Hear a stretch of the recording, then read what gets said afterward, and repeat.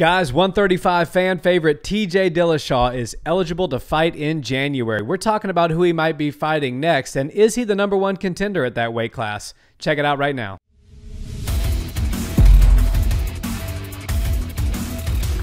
What's up, Barnhill family? Welcome back to the channel. Yo. So Nick, 135 fan favorite, the guy that a lot of people were talking about being the GOAT of the 135 division kind of before the whole suspension and everything happened, was TJ Dillashaw.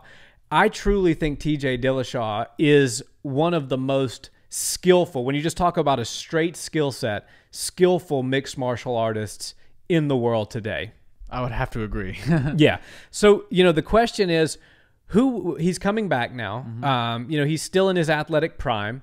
I believe that he can still make a run for a title. I still think that he inserts himself immediately into title discussion upon his return. I don't think he gets an immediate title shot, but I do think he's one fight away from a title shot. So that kind of begs the question, who does he fight next? There's been talks of Urijah Faber, the grudge match between former coach and pupil, which has a great built-in storyline there. But then Jose Aldo just called him out after his win. So what do you think? Well, it's kind of crazy. TJ is in a very unique position where he left for 2 years, was sitting in the principal's office, and now he's about to make his return. And he's come out and said, look, I'm still the #1 contender. That's my belt. I slipped up, had a bad 30 seconds out there with Henry Cejudo, but that's my belt. And nobody's really arguing with that. They're not disagreeing in the 135 division. They do kind of concede that, yeah, he is still one of the #1 guys. Maybe if he's not the #1 contender, he's got the skills of a #1 contender, one win away from being in a title shot. So let's try to attach our names to him, get the big fight, and maybe we can shock the world and take over that #1 contender spot. With a win over TJ Dillashaw, it's hard to say that you're not the #1 contender at 135. But, it's kind of cool because he's getting called out by people at the very, very top, the top 3 contenders at 135, and some of the guys that are a little further back in the queue, like Urijah Faber. I think that fight is the one that we should see happen because time is of the essence, and we need to see that story have a finishing, chapter. There needs to be some resolve in that story. Right, yeah. I mean, we saw the feud between Alpha Male and TJ Dillashaw has only gotten richer and richer as the years have gone on, and I just think that the only way to seal it up perfectly as a story is to have the head of Alpha Male, the guy who brought him over, fight him and just kind of settle the score. Yeah, and I think we should give some credit to Conor McGregor for really setting that fire off and making that match happen on with what he did on The Ultimate Fighter. But and I agree with you. Urijah Faber is now in his 40s. In order for this fight to be competitive at all, it's going to have to happen sooner rather than later. For sure. And as much as I like the Jose Aldo fight with TJ Dillashaw, that's 2 legends, arguably the GOAT at 45 against arguably the GOAT at 35. Yeah. Duking it out at 35, which I think would be really spectacular. But even as much as I want to see that, I'd rather see the Urijah matchup first. Just as I said, because there's an expiration date on that fight, and so one of the most amazing things about TJ Dillashaw and is to me is his just wide skill set as far as what he can do in there. I mean, we watched him, and I think maybe it was John Lineker. He was in there, and I said, this is the best mixed martial arts display that I've ever seen. I mean, he knocked him down in the fight. His Muay Thai looked next to none. And at one point, he literally went for a calf slicer on the ground. I mean, who actually attempts a calf slice submission in the octagon in a in a main event type of setting? TJ Dillashaw does. And so I truly believe that his skill set as a mixed martial artist, we understand he made a mistake. He did some things wrong, but he's also served his time. And now I think we can, give him his due and let him come back and see if he can right his own ship here. But the storyline behind the Alpha Male thing is just incredible. And it's one of those stories where, I can't really point a finger and say that was the bad guy and this was the good guy. And, for those of you guys that are just, becoming fans of MMA now, and you haven't been watching for years, the TJ Dillashaw Uriah Faber story is just the classic, like, friendship gone wrong type of story. And it all stemmed from Dwayne Ludwig coming down and accepting a job as the head striking coach at Team Alpha Male. Dwayne Ludwig is obviously one of the best strikers in the game. He had one of the fastest knockouts in UFC history and is an excellent, excellent striking coach. And him and TJ just had instant chemistry. And they just, he's who helped TJ bring, because TJ was a wrestler, bring his striking up to a level that ultimately led him to embarrassing Renan Barão in a world title fight and becoming the champion. So then when Dwayne and Uriah had their beef and they parted ways, Dwayne goes back home to Colorado, opens up his gym in Colorado. TJ's kind of caught between a rock and a hard place. He's like, you guys are my teammates, and this is the team that I fight under, but this is the guy, this is the head coach that brought me to the level that I'm at now. So you're asking me to, like, choose between mom and dad here. You know what I mean? It's a tough situation, and I don't envy TJ having been in that situation. At the same time, I understand Uriah and Alpha Male's point. Hey, you're our only champion at this time, and now you're going and you're having Dwayne corner you, and so it's just a weird situation. I'm really not sure that there's a bad guy and a good guy in it. I'm a fan of both TJ Dillashaw and Urijah Faber. I think they've both done a tremendous amount for the sport, especially the lighter weight classes. They help put them on the map. So I don't know. Do you think there's a villain and a hero in this situation, or not really? I think it's one of those situations where there's some truth to both sides of the story, and there's three stories, his side, and the truth, and we'll really never know because we weren't in the training gyms and at Team Alpha Male and in the corners of these guys and hearing all of the drama. We get to see what we got to see on, like, The Ultimate Fighter, and we got to see, Cody No Love step up for his team to try to dethrone TJ and do it in the name of Alpha Male, and the betrayal is real. Uriah felt betrayed by TJ, and he's just trying to, MMA is a very selfish sport. You have to do what works for you, and if you come across somebody that you just mesh with well and you can consider them a coach and you're learning a lot from them and succeeding with what they're teaching you, it's hard to part ways with that. So I think the situation is a lot deeper than most dramas that you would see on, like, a soap opera on television. But I also feel like there is a chance to resolve all of this stuff. And not every fight that is a grudge match winds up with the guys being best friends. Usually they're pretty, mutually respectful, but they're still going to go on their own ways. Something tells me that Urijah Faber personally is a really cool guy.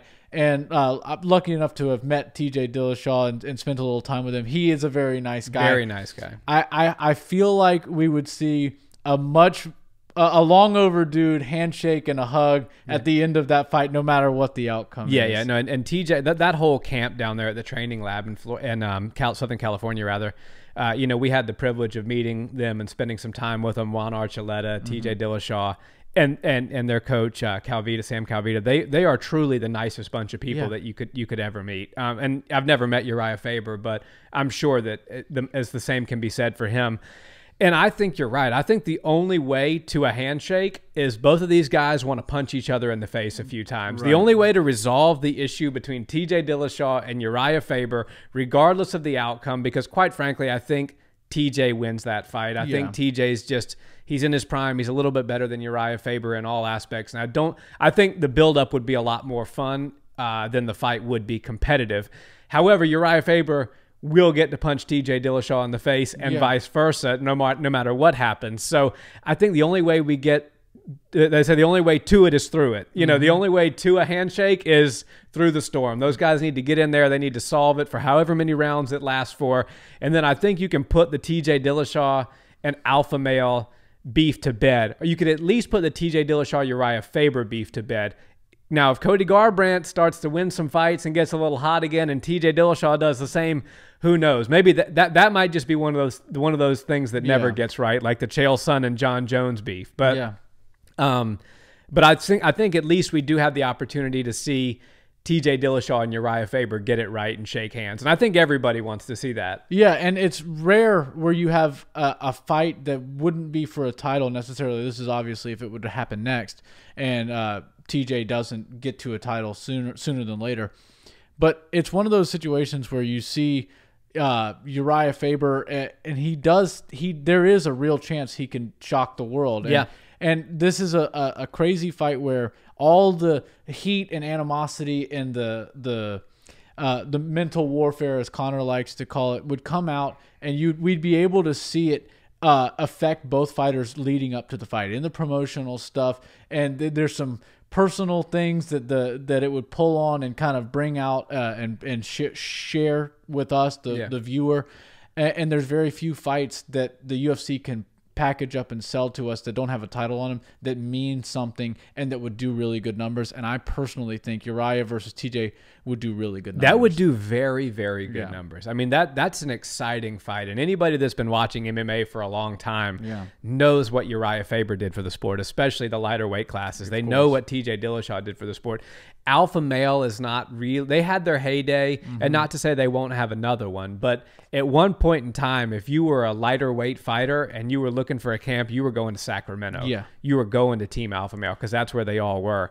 Not quite the case anymore, but still a very good camp. And I think this is just one of those for the old school MMA fans. We got to see TJ Dillashaw versus Urijah Faber. And I don't want to get too ahead of myself, but if Urijah Faber were to pull the upset and Aljamain Sterling were to beat Peter Yan, you got some fresh blood there. I don't think they're going to give Urijah Faber Peter Yan anytime soon again. But who's to say they won't give him Aljamain Sterling a win over TJ Dillashaw? It's hard to not give it to him. And who wouldn't want to see Urijah Faber get one more title shot? And actually get the UFC belt. Crazier things have happened. I never thought Michael Bisping would be a UFC champion. So. I know. If somebody has deserved a shot at the title in their 40s, it's Urijah Faber. Yeah, he's a legend. Sometimes the stars just align. But, if we get to the X's and O's of the actual matchup and just kind of speculate for a second, did they make this fight?